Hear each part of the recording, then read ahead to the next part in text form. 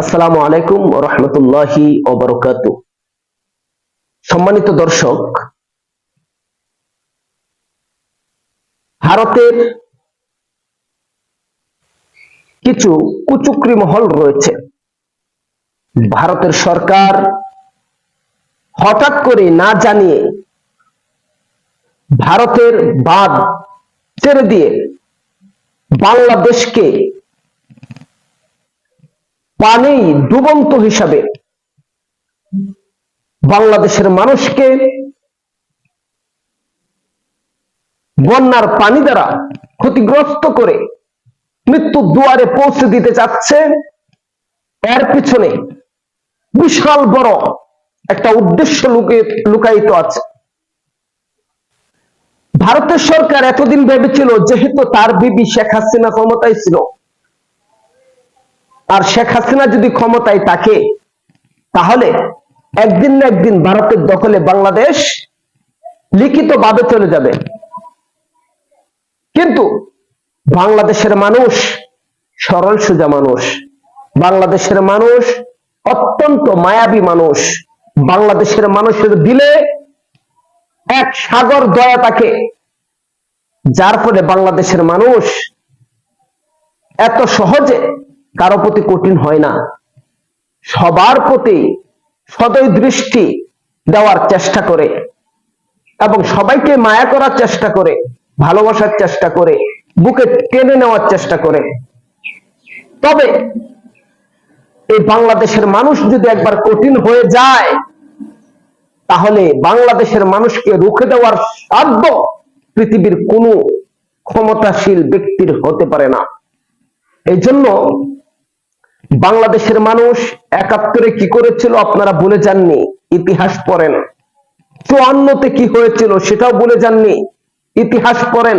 ৫২-তে কি হয়েছিল সেই ইতিহাসও আপনারা পড়ে দেখেন, এবং ২৪ সালে কি হয়েছে সেই ইতিহাসটা তো আপনাদের নিজ চোখে সোশ্যাল মিডিয়ার মাধ্যমে দেখেছেন, সরাসরি দেখেছেন। আপনাদেরকে নতুন করে বাংলাদেশের মানুষের কঠিন পাহাড়টা কতটুকু মজবুত সেটা বোঝানোর কিছুই নেই।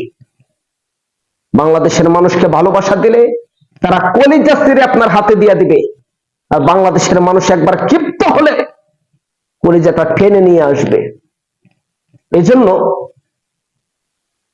ভারতের সরকারের একটা প্ল্যান ছিল, শেখ হাসিনা ক্ষমতায় থাকলে তার কোনো টেনশন ছিল না, আস্তে আস্তে লিখিতভাবে বাংলাদেশটাকে তাদের দখলে নিয়ে যেতে পারত। শেখ হাসিনা এটাই চেয়েছিল, বাংলাদেশ বলে আর কোনো দেশে রাখবে না। তবে শেখ হাসিনার পতন যখন হয়ে গেল, ভারতের সরকারের মাথা গরম হয়ে গেল, এখন বাংলাদেশকে কিভাবে দখলে আনবো। এখন আমরা খুব বিশ্বস্ত সুরে জানতে পেরেছি, এই বন্যার পানির মাধ্যমে ভারতের ফারাক্কার বাঁধ ছুটিয়ে দিয়ে পানিতে বাংলাদেশের মানুষকে হত্যা করে পানির স্রোতে ভাসিয়ে দিয়ে এরপর বাংলাদেশে ভারতের সেনাদেরকে নামিয়ে দিয়ে বাংলাদেশটাকে জোরপূর্বক ভারতের সরকার দখল করতে চাচ্ছে। কিন্তু এটা কখনোই সম্ভব না, যে ভারত মাত্র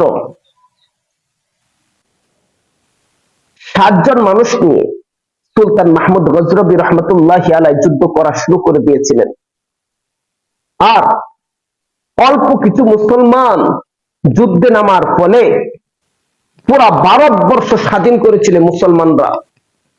আর ১ বছর নয়, ২ বছর নয়, ১০০ বছর নয়, ২০০ বছর নয়, প্রায় ৮০০ বছর মুসলমানরা ভারতে ক্ষমতা চালিয়েছেন।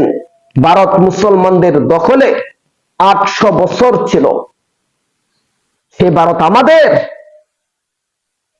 প্রয়োজনে ভারত মুসলমানদের দখলে আসবে, কিন্তু বাংলাদেশ কখনোই হিন্দুদের দখলে যাবে না। বাংলাদেশ মুসলমানের ছিল, মুসলমানের আছে, মুসলমানের থাকবে। বাংলাদেশ ইসলামী রাষ্ট্র হিসাবে পরিচিত পেয়েছে এবং কিয়ামত পর্যন্ত ইসলামী রাষ্ট্র হিসাবে পরিচিত থাকবে ইনশাআল্লাহ। বাংলাদেশকে দখল করার ক্ষমতা পৃথিবীর কারো সাধ্য নাই। যদি ভারত আর কখনো এই অপশক্তি দেখানোর চেষ্টা করে, কুদৃষ্টিতে বাংলাদেশের দিকে তাকানোর চেষ্টা করে, ভারতের বিরুদ্ধে আমরা যুদ্ধ ঘোষণা করতে 1 মিনিটও দেরি করব না।